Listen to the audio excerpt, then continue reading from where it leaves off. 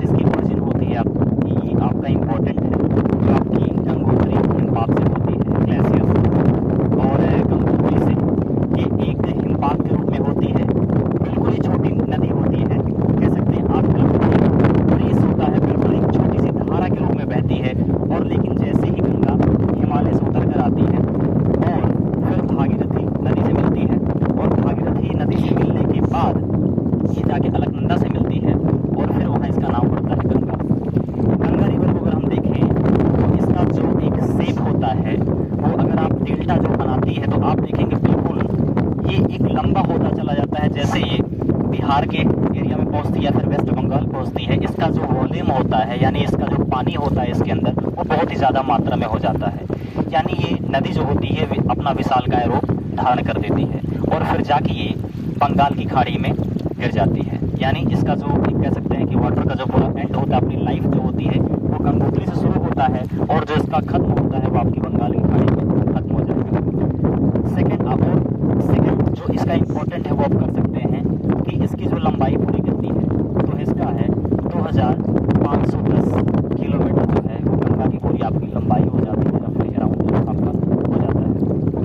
Second important जो है गंगा से रिलेटेड है, गंगा नदी से रिलेटेड है कि गंगा को एक पौराणिक रूप से बड़ा ही सम्मान प्राप्त है और ये माना जाता है कि गंगा माता जो होती है हिंदू मिथोलॉजी से कि हमारे जितने भी पाप होते हैं वो सब धुल जाते हैं। एक हिंदू मिथोलॉजी और पुराणों से ये माना जाता है कि गंगा अपनी शुद्धता के लिए जानी जाती है और किस तरह से भगवान शिव ने इन्हें अपने जटा पे धारण किया, क्योंकि ये मान्यता थी कि इनका बहाव जो है ये बहुत ही ज़्यादा अधिक है और इससे क्या होगा, प्रलय जैसी स्थिति उत्पन्न हो सकती है, इसीलिए भगवान शिव ने इनको धारण किया। तो ये तो पौराणिक की दृष्टि से हो गया, पुराणों की दृष्टि से हो गया। दूसरा जो है गंगा और ब्रह्मपुत्रा जो है आपकी विश्व की सबसे बड़ी डेल्टा का निर्माण करती है और अगर उस डेल्टा को देखा जाए तो उसे बोलते हैं सुंदरबन डेल्टा। और ये सुंदरबन डेल्टा जो है वहाँ पर एक विशालकाय है जो वर्ल्ड में इसको हम लोग क्या करते हैं, इसकी तुलना करते हैं, इसके कंपैरिजन करते हैं। सुंदरबन डेल्टा से आपका आता है आपका सुंदरबन टाइगर्स जो बहुत फेमस होते हैं और सुंदरबन में आपका मैनग्रोव्स भी जाना जाता है जो वहाँ पर उगाया जाता है। मैनग्रोव से आपका एक इम्पॉर्टेंट जो एस्पेक्ट हो यहाँ पर ये आ सकता है कि जहाँ भी मैनग्रोव्स होते हैं वहाँ पर जो भी भूकंप के खतरे होते हैं वो आपके बहुत कम हो जाते हैं। ये बार बार उड़ीसा एक ऐसा राज्य है जिसने डिसास्टर मैनेजमेंट कहते हैं कि जब भी आपदा विपदा आपके राज्य में आती है तो उसके लिए क्या आप बचाव रखते हैं, क्या आप तरीके अपनाते हैं, वो होता है आपका डिसास्टर मैनेजमेंट, जो एक छोटी सी किताबों में दिया रहता है आपका कि अगर भूकंप आता है तो आप अपने आप को कैसे बचाएंगे। आप किसी ऐसे स्थान पे जाएं जहां पर आप वहां पर सेफ रहें, जैसे आप टेबल के नीचे जा सकते हैं ताकि आपको अगर आपके पास समय हो तो बाहर निकले, नहीं तो आप टेबल के नीचे जा सकते हैं ताकि आप वहां से बच सकें। इस बात में फिर आती है कि उड़ीसा ने और तमिलनाडु दोनों में ये कंपैरिजन किया गया कि उड़ीसा ने डिसास्टर मैनेजमेंट को माना और जब ये साइक्लोन्स आए तो साइक्लोन्स ने उतना ज़्यादा तबाही नहीं किया क्योंकि वहाँ पर ये चीज़ देखा गया कि ये चीज़ें वहाँ पर डिसास्टर मैनेजमेंट को पूरी तरह से माना और डिसास्टर मैनेजमेंट पूरा करने से ये हुआ कि उस पर जो भी एक आपदा आई वो उनकी कम हो गई। वही तमिलनाडु ने मैनग्रोव्स नहीं उगाए और जो भी वहाँ पर एक साइक्लोन्स आए या फिर फ्लड्स आए वो इतना ज़्यादा आया कि बहुत ज़्यादा अफेक्टेड कर दिए। मैनग्रोव्स क्या करता है, सॉइल को जो मिट्टी होती है उसको बना के रखता है, इसलिए कहते हैं पेड़ों को हमें कट नहीं करना चाहिए। नाउ थर्ड इम्पॉर्टेंट है आपके इंडिया में ऐसी कौन सी नदी है जो बिल्कुल स्वच्छ है। तो आप अचंभे होंगे कि ऐसी तो कोई नदी हो ही नहीं सकती जो बिल्कुल स्वच्छ हो, क्योंकि वहाँ पर ह्यूमन इन्वॉल्वमेंट होता है। जहाँ भी मानव जाएंगे या फिर हमारी तरफ से हम क्या करते हैं, बहुत सारी गंदगी वहाँ पर करना शुरू कर देते हैं। तो ये चीज़ें हमारी तरफ से देखने को मिलती है। लेकिन आपको ताज्जुब होगा जान के कि आपके ही देश में उमन गोट नाम की एक नदी है जो आपकी शिलोंग से देखा जाए तो 80 किलोमीटर 80 से 85 आपकी 85 किलोमीटर दूर आपकी शिलोंग से भारत और बांग्लादेश के बॉर्डर पे मिलती है। यहाँ पर ये नदी जो है इसको कहते हैं क्रिस्टल क्लियर नाम से बोला गया है कि बिल्कुल चमकती हुई है। अगर देखें यहाँ पर तो नीचे बिल्कुल साफ आप छोटे छोटे पत्थर भी देख सकते हैं। वहाँ पर सफाई इतनी ज़्यादा है, वहाँ पर सफाई मीन्स क्या है, क्लीनलीनेस वहाँ पर बहुत ज़्यादा है। वैसी मान्यता ये भी है कि जो आपकी ये रिपोर्ट में भी आया कि चंबल नदी जो भारत की है वहाँ पर भी क्या है वो बहुत ही स्वच्छ है, क्योंकि पुराणों के हिसाब से ये देखा गया है कि एक मान्यता छोटी सी वहाँ पर ये मानी जाती है कि कोई भी व्यक्ति अगर चंबल नदी को स्पर्श करता है या फिर उसमें स्नान करता है, उसके अंदर प्रवेश करता है, तो उसे श्राप लग जाएगा या फिर श्रापित हो जाएगा। तो इसी मान्यता के कारण वहाँ पर लोग जाने से बचते हैं, लोग उसमें नहीं जाना चाहते और इस प्रकार से गंदगी भी वहाँ पर नहीं होती है।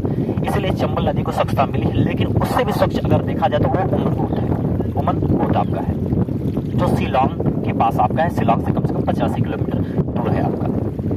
फिर आपका आता है कि सबसे आपकी अगर बोला जाए कि दूसरी आपकी सबसे लंबी नदी कौन सी हो जाती है भारत की, तो आप बोलेंगे वो है गोदावरी नदी। गोदावरी यदि नदी को हम देखें तो गोदावरी नदी को हम वृद्ध गंगा भी बोलते हैं। वृद्ध गंगा यानी गंगा की बात जो दूसरी है आपकी साउथ इंडिया में अगर देखा जाए तो आपकी गोदावरी नदी का बहाव देखने को मिलता है। उसके बाद हम अगर तीसरा इंपॉर्टेंट और नेक्स्ट इंपॉर्टेंट अगर हम यहाँ पर देखें तो इन नदियों में अगर आप देखेंगे तो ये चीजें मिलती है कि जो आपका 77% जो वाटर है, 77% जो भारत की पूरी नदियां हैं वो अपना जल कहाँ पर विसर्जित करती हैं, यानी उनका शुरुआत तो कहीं ना कहीं होता है आपका। और अगर देखा जाए तो भारत का दो है, एक है पूर्वी और एक है पश्चिमी छोर। पूर्वी आपका बंगाल की खाड़ी और पश्चिमी जो है आपका अरब सागर।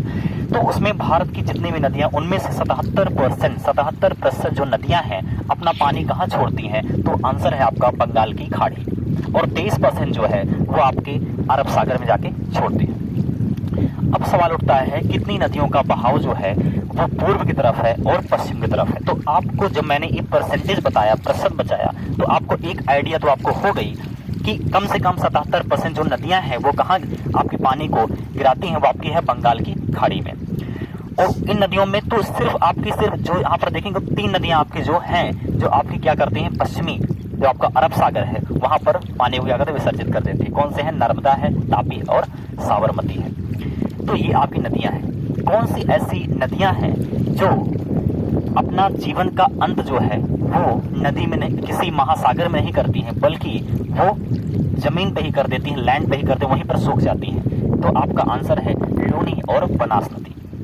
लूनी नदी जो है आपकी वो राजस्थान से निकलती है और बनास भी क्या करेगी, राजस्थान से निकलती है। दोनों ही क्या करते हैं, मरुस्थल में अपने प्राण को त्याग देते हैं। प्राण त्यागना का मतलब उनका जो वाटर बॉडी वहां पर जाके एंड हो जाता है, नदियां खत्म हो जाती है।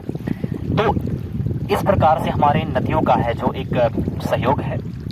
और ये कहा जाता है कि हमारा इंडिया का जो है थोड़ा सा झुकाव जो है वो पूर्व की तरफ है। इसीलिए जो 77% जो आपके पूरे वाटर हैं, जो नदियां हैं वो अपने जीवन का अंत करती हैं। तो इसी के साथ हम लोग दूसरे सीरीज में मिलेंगे जिसमें हम लोग महत्वपूर्ण बातों पर चर्चा करेंगे उस पर।